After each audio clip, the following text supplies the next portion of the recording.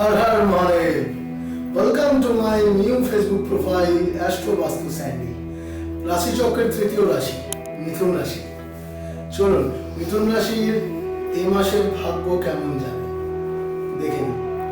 সাংসারিক ঝামেলা থেকে যতটা সম্ভব দূরে থাকুন, কারণ এই ঝামেলা বহু দূর যেতে পারে। কোনো উদ্দেশ্য পূরণের জন্য এই সময়টা উপযুক্ত। সাথে অপরের উপকার করতে গিয়ে আপনার নাম খারাপ হতে পারে। সাবধানে থাকুন, ভালো থাকুন। শুভ রং সবুজ আর শুভ রত্ন পান্না। চতুর্থ রাশি কর্কট রাশি। কর্কট রাশির জীবনে সুনাম বৃদ্ধি হতে চলেছে, নতুন করে প্রেমও আসতে চলেছে।